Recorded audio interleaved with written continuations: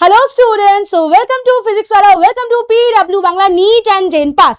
তো gen pass পরীক্ষা এসে গেছে একদম কাছাকাছি এবং এই যে লাস্ট যে দিনগুলো যেগুলো তোমার জীবনের সবথেকে ইম্পর্টেন্ট সেই লাস্ট 7টা দিন, এই সময়টায় কিছু জিনিস তোমাদের ফোকাস করতে হবে এবং কিছু জিনিসকে টোটালি ওভারলুক করতে হবে। তো আজকে ডিসকাস করব এই ভিডিওতে সেই সমস্ত বাজে বাজে জিনিসগুলো, নেগেটিভ পয়েন্টসগুলো যেগুলো কিন্তু এখন একদম করা যাবে না।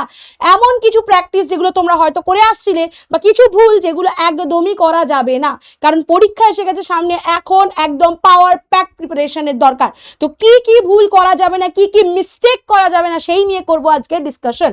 তো আজকে প্রথম যে জিনিসটা আমি বলবো, that is it's a panic and negative marking. মানে your enemy is in just the syllabus. Syllabus তো তোমরা কমপ্লিট করেই নিয়েছো, তোমাদের এনিমি অ্যাকচুয়ালি হচ্ছে নেগেটিভ মার্কস, যেটা তোমার র্যাঙ্ককে পিছিয়ে নিয়ে যাবে এবং তোমার মার্কসটাকে কমিয়ে দেবে। যে মার্কসটা তুমি পেলে সেটাকে হাঁটিয়ে দেবে। তাহলে কি করতে হবে? Blind obsession, I must attempt everything, এটা একদমই করা যাবে না যে আমি সব অ্যাটেম্প্ট করবো না। পয়েন্টটা হলো আমি যেটা করবো, accuracy is more important in case of competitive exam যেখানে নেগেটিভ মার্কস রয়েছে। তো অবশ্যই ট্যাকটিক্যাল এক্সিকিউশন, অ্যাকিউরেন্স ওভার কোয়ান্টিটি। সব আনসার করলাম কিন্তু ভুল করে আমি নেগেটিভে চলে গেলাম আমার মার্কস, সেটা কিন্তু করা যাবে না। এটা গেল প্রথম ডিসকাশনের পয়েন্ট।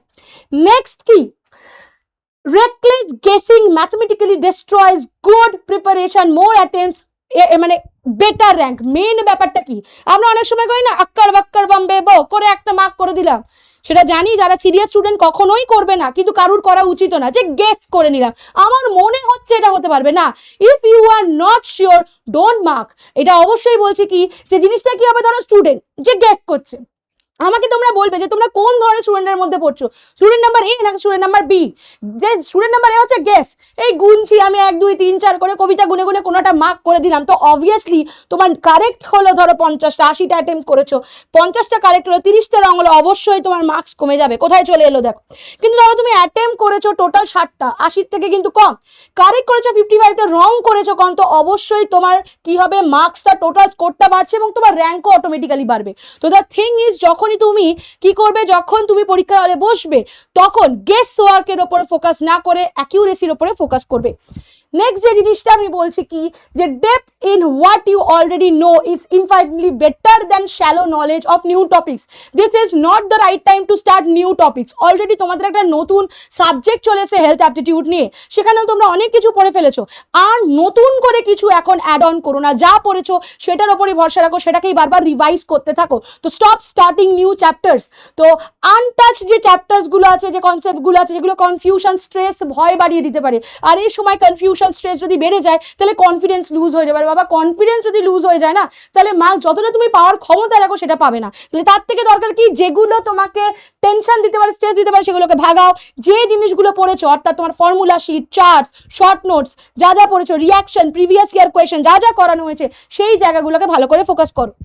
নেক্সট চলে যাবো এর পরের টপিকে, that is biology videos can't replace the exact phrasing of NCERT line. আমরা ক্লাসে পড়েছি, সব কিছু করেছি, তার সাথে সাথে কি করতে হবে, এনসিআরটি লাইন, তোমার পাঠ্য বইয়ের লাইন, অর্থাৎ তোমাদের বোর্ডের যে বইয়ের লাইনগুলো, এবং এনসিআরটি থেকেও কিন্তু কিছু কিছু কোয়েশ্চেন্স আমরা দেখেছি লাইন তুলে এসেছে লাস্ট ইয়ার্সগুলোতেও।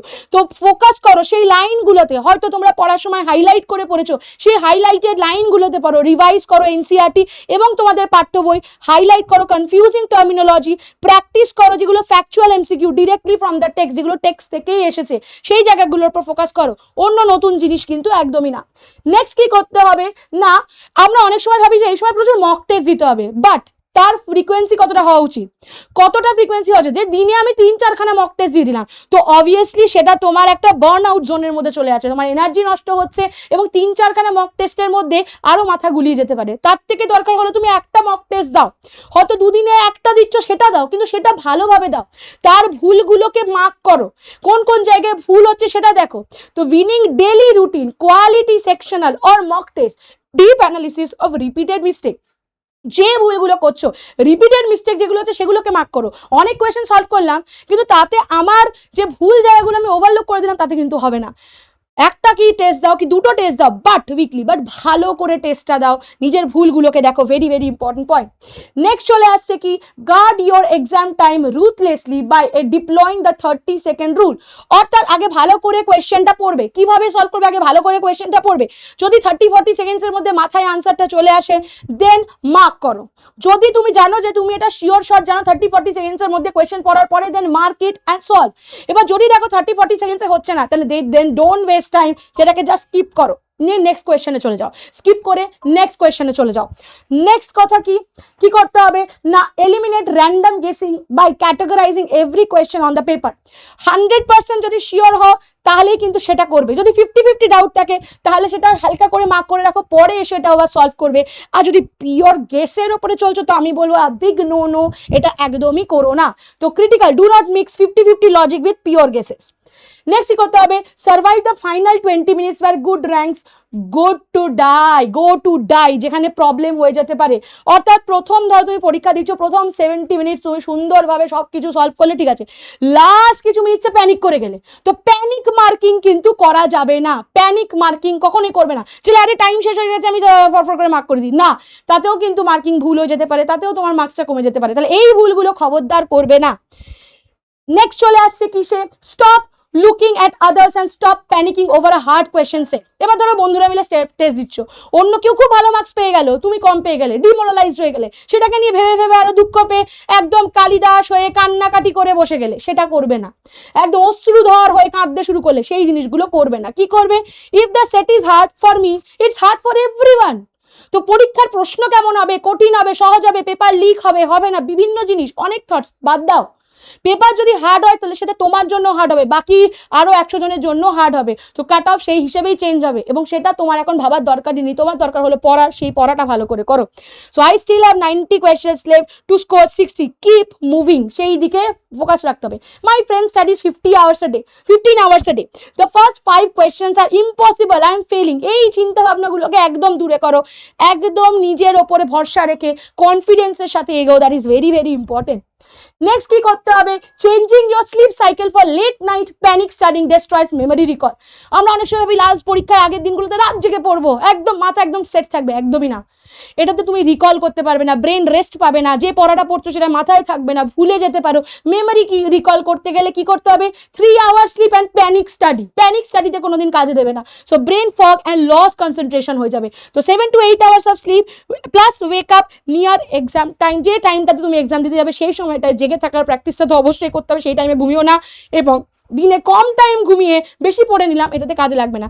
প্রপার টাইমে স্লিপ এবং প্রপার টাইমে স্টাডি ইজ ইম্পর্টেন্ট। তাহলে কি আমরা করব না, the master diagnostic, fix the 10 habits today. নতুন আনটাচ চ্যাপ্টার পড়বো না, বায়োতে এনসিআরটি বা পাঠ্য বই ছাড়া যে আমরা পড়বো না সেটা করবো না, forcing 3 to 4 mock test daily করবো না, making notes but never revising them, এটা কখনোই করবো না, লেট নাইট প্যানিক স্টাডিং করবো না, random guessing on tough questions করবো না, স্কিপিং প্রিভিয়াস ইয়ার কোয়েশ্চেন্স করবো না, comparing preparation hours with friends করবো না, opening book randomly without a plan করবো না, স্ট্রেসিং ওভার দ্য কম্পিটিশন করবো না। তাহলে কোন 10টা জিনিস করবো না, কি করবে তোমরা সেটা জানো, কিন্তু কি করবো না সেটাতে একবার দেখে নিও। এই প্রত্যেকটা 10টা জিনিস যা মেনশন করা আছে একদম করা যাবে না পরীক্ষার আগে, ওকে।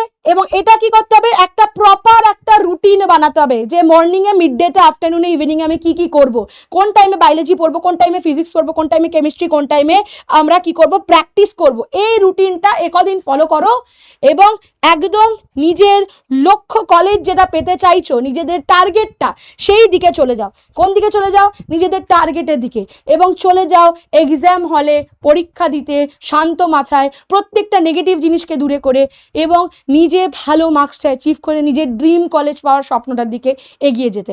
বাকি সব নেগেটিভ জিনিস দূরে রাখো। আশা করি জিনিসটা বুঝতে পেরেছো। চিল দেন ভালো করে পড়তে থাকো। তোমাদের প্রত্যেককে অল দ্য বেস্ট আর থ্যাংক ইউ।